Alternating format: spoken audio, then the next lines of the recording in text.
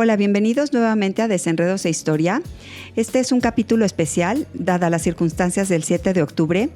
Me imagino que todo el mundo se está cuestionando y preguntando muchas inquietudes o muchas preguntas acerca de qué es lo que está pasando, cómo es que se reactivó este conflicto que parecía que estaba dormido, por llamarlo de alguna manera. Pero bueno, no es un conflicto que esté dormido, no estaba dormido y no estará dormido hasta que no se ponga una solución definitiva. Y la solución definitiva, pues obviamente todos pensaríamos que es la paz, pero estriba principalmente en las condiciones de vida de los habitantes de lo que serían los territorios ocupados, Gaza, Cisjordania, Israel, y poder convivir como una nación.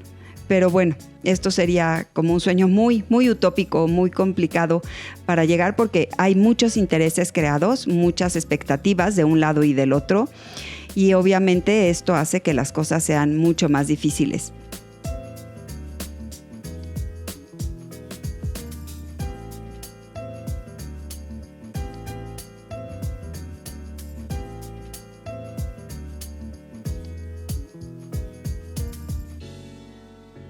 Lo primero que les quiero explicar es que esto es un conflicto, una situación muy añejo. Tiene alrededor de 75 años, pero va mucho más atrás de esto. O sea, es una situación, vamos a llamarla, que viene, podemos decir que hasta de la Biblia, ¿no? Para los israelitas, esta parte de la tierra o esta parte del planeta es la tierra prometida, y para los palestinos esa siempre ha sido su tierra, era la tierra palestina, ¿no? Y siempre se ha llamado Palestina y se llamó Palestina hasta que en 1946 se declara la independencia de Israel de un protectorado británico. Se preguntarán, ¿independencia de qué por parte de Israel? Bueno, ellos estaban dentro de una figura política, se considera un protectorado británico, y esto era no una colonia, pero eran los ingleses quienes controlaban prácticamente todas las actividades, las actividades políticas, las actividades económicas, el bienestar social de la zona de Israel o de la zona de Palestina. En 1947, Israel, todas las migraciones que habían habido o todo el flujo de judíos que llegó a esta zona, desde el antisemitismo, ¿no?, del siglo XIX en Europa, que se fue incrementando y acentuando hasta lo que conocemos, el resultado de la Segunda Guerra Mundial, el Holocausto. Todo esto, estas migraciones de judíos eran controladas por los ingleses, no eran abiertas, no permitían que los judíos llegaran libremente a la zona. Y dentro de la zona había conflictos porque obviamente tanto como palestinos como judíos tienen diferentes puntos de vista y tienen puntos mucho más liberales, mucho más centrales o una línea de centro, así como radicales, ¿no? Entonces esto hace que pues, sea un crisol muy amplio de los dos lados, tanto de los palestinos como de los israelíes. Pero si seguimos un poco con la historia y con los antecedentes, pues Israel se hace de una nación, el pueblo judío se hace de una nación al cual le llaman Israel, ¿no? Y en este espacio, pues también estaban ocupados el pueblo palestino, ¿no? La ciudad, que por lógica o por razonamiento básico debería ser como capital, obviamente es Jerusalén, pero a diferencia aquí voy a abrir un poquito de paréntesis, de lo que todo mundo puede pensar que es un conflicto religioso, esto es un conflicto geopolítico, no, obviamente con matices y tintes religiosos, pero la religión como tal no tiene nada que ver, porque no están peleando la capital, que sería Jerusalén. Hoy en día vamos a llamarle que es como un territorio neutral, está dividida en barrios y en diferentes zonas, ¿no? Y lo ocupan las tres religiones abrámicas más importantes del planeta, el judaísmo, el cristianismo y el islam. Y curiosamente, conviven, vamos a llamarle pacíficamente, ¿no? Entonces, esto nos lleva a determinar que el problema tiene sus raíces y su origen en una ocupación territorial, en una imposición política, en una situación de ver quién es el más fuerte. Y esto, pues obviamente, pues a leguas se ve la potencia, el poderío económico de un lado y del otro. Es un conflicto que ha estado muy matizado, muy sesgado y muy dirigido a través de una política occidental, si se quiere ver. Entonces, lo que el mundo occidental conoce de este conflicto es lo que pues se quiere mostrar y se quiere enseñar, ¿no? La otra parte difícilmente se nos cuenta y difícilmente se nos hace saber de ella. Entonces, cuesta un poquito informarse o saber de ello. Pero cuando unimos las dos partes, entendemos el rompecabezas.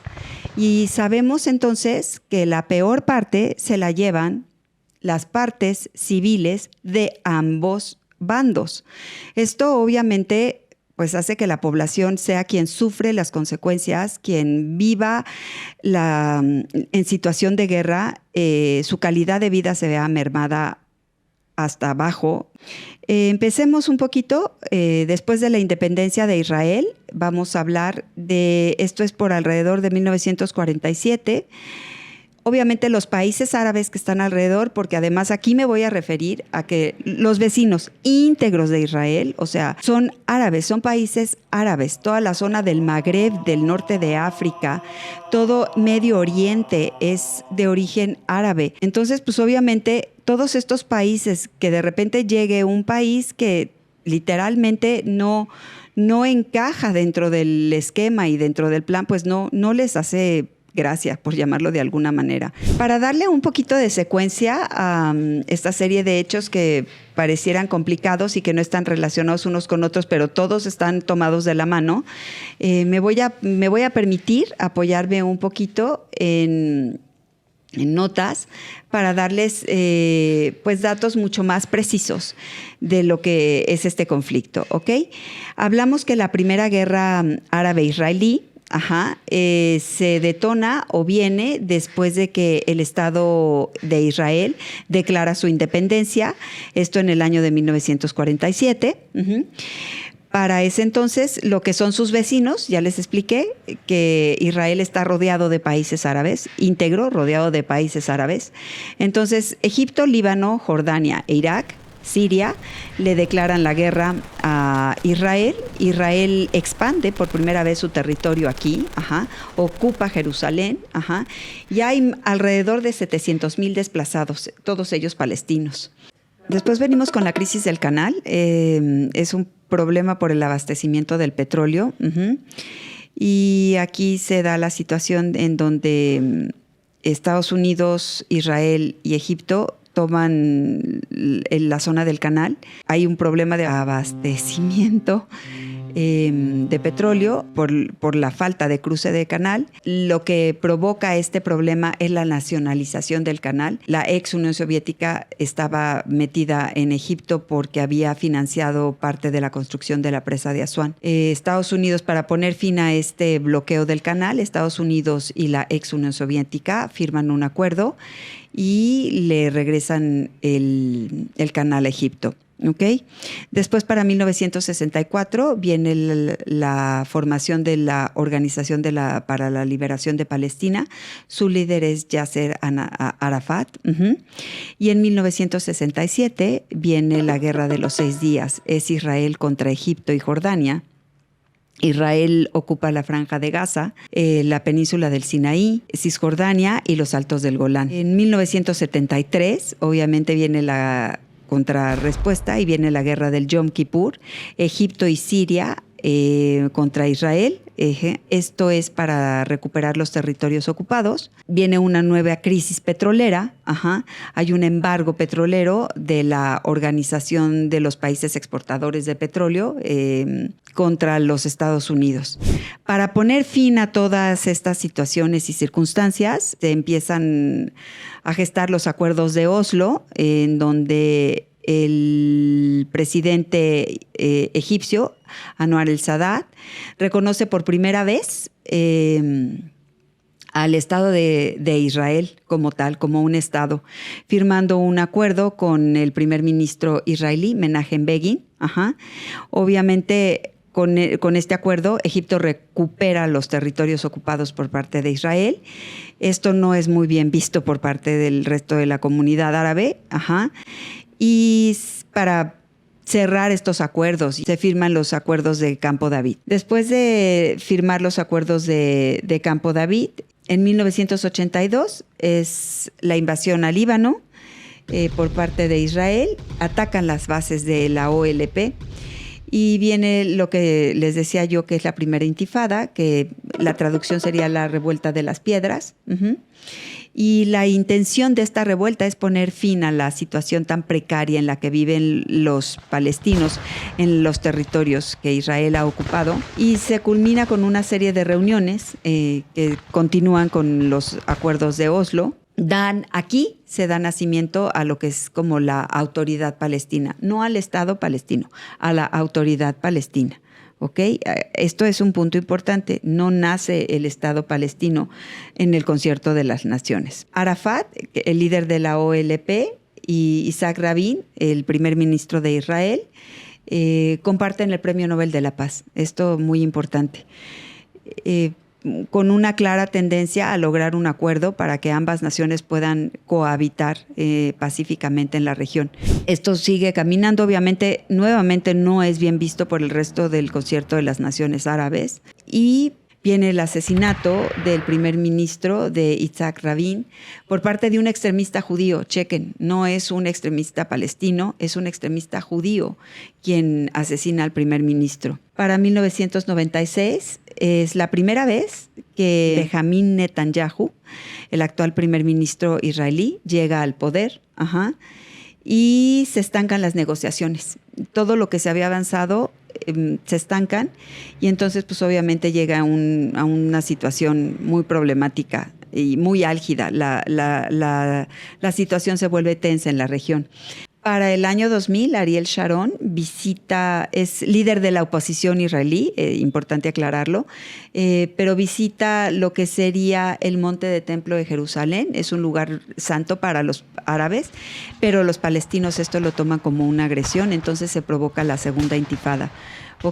En el 2001, Ariel Sharon, este personaje que visita, que desata en el 2000 el problema, se vuelve primer ministro y entonces manda construir un muro que divide lo que es la Franja de Gaza, que mide alrededor de 750 kilómetros, y entonces aísla a los palestinos. En el 2005, Israel evacúa todos los asentamientos judíos de la Franja de Gaza y solamente quedan palestinos viviendo en esta región, en condiciones verdaderamente complicadas de vida. En el 2006 se enfrenta a Hezbollah, que tiene su base en el Líbano. Hezbollah, Hamas, ISIS, todos estos grupos son grupos fundamentalistas que tienen su origen en otra historia, pero van muy vinculados a esto. Hasta ahorita no habíamos mencionado ningún grupo fundamentalista hasta Hamas, que ocupa el poder en el 2006. Hay elecciones. En el 2004 muere el líder de la OLP y se fractura ahí la unión que había logrado la OLP con los países, dentro de los palestinos, porque los mismos palestinos están divididos. Hay un partido político, Al-Fatah, y obviamente este partido es producto de la OLP. y muchos no están de acuerdo en las políticas que Al-Fatah lleva. Se le acusa de gran corrupción a este partido y entonces pues obviamente esto le da entrada a que se fracture que se fracture la Unión Palestina, y es ahí cuando entra por primera vez Hamás. Hamás en el 2006 gana parte, pero ojo, aquí es importante, y disculpe que lo diga así, ubicar en dónde se encuentra la Franja de Gaza y en dónde se encuentra el área de Cisjordania. El área de Cisjordania, que también está ocupada por palestinos, quien políticamente lidera esa zona es Al-Fatah, y la zona de la Franja de Gaza es el movimiento de Hamás, quienes ellos ganaron la elección, le quitan el poder a Al-Fatah, y entonces pues obviamente aquí hay una fractura importante, que los primeros ataques se dan del 7 de octubre a la zona de la Franja de Gaza. Por eso es ahí en donde empiezan los ataques, porque es ahí en donde se encuentra fuerte el grupo de Hamás. Retomando un poco la cronología, me voy al 2006. Se enfrenta a Hezbollah porque su base, que está en el Líbano, y Hamás, como les decía yo, gana la elección y es el partido vencedor. En respuesta a esto, obviamente, del hartazgo que tiene la población por la corrupción que ha demostrado el partido de Al-Fatah. Para 2009 y 2014, las fuerzas israelíes se enfrentan en 3 conflictos diferentes en la Franja de Gaza. En el 2017, un grave error, Donald Trump declara que va a mudar la embajada de Estados Unidos a la ciudad de Jerusalén. Eso es un tanto cuanto como reconocer que la capital del Estado de Israel es Jerusalén. Entonces, pues obviamente esto lo toman como una gran ofensa los palestinos y el mundo árabe en general. En el 2018, Hamás suspende las negociaciones con Israel, porque Israel y Hamás estaban negociando, el intermediario era Egipto, y en el 2020 nuevamente surgen los enfrentamientos, lanzan Hamás proyectiles hacia el territorio de Israel, y en mayo del 2021 entra el alto al fuego de este bombardeo que hay. Israel bombardea ciertos objetivos de Hamás en la zona de Gaza. Les digo que la zona de Gaza es específicamente el foco rojo ahorita, porque es Hamás, es este movimiento fundamentalista que tiene su brazo político y su brazo armado, y es el brazo armado el que está ahorita provocando todas estas acciones terroristas, porque pues básicamente son acciones terroristas lo que se ha llevado a cabo, o lo que llevó a cabo, ¿no? Los países árabes que están alrededor de la zona de conflicto actual quieren la paz, y la paz siempre trae prosperidad, esto no hay vuelta de hoja. Entonces, Arabia Saudita está empezando a negociar un poco, acercándose hacia Israel para firmar unos acuerdos, los acuerdos de Abraham, así se han llamado. Pero obviamente los grupos fundamentalistas tampoco están de acuerdo, y esto está generando una ruptura importante entre ellos y entre la zona. Entonces, pues obviamente hay un conflicto interno en Palestina, con 2 facciones dentro de Palestina, un gobierno israelí de ultraderecha, como nunca lo había tenido el gobierno de Israel, nuevamente con Benjamín Netanyahu. Entonces las posiciones están muy polarizadas y muy extremas. Esto es lo que, de alguna manera, junto con el entorno que se empezaba a gestar dentro de los países árabes, un acercamiento hacia Israel, pues detonó de alguna manera que el 7 de octubre se diera lo que todos ya conocemos. Y esto sería a grosso modo, ¿no? Porque tiene muchas más implicaciones políticas y a más detalle, ¿no? Los acuerdos de Oslo tienen puntos específicos que en una segunda ocasión o en un segundo episodio puedo yo explicarlos a mayor detenimiento.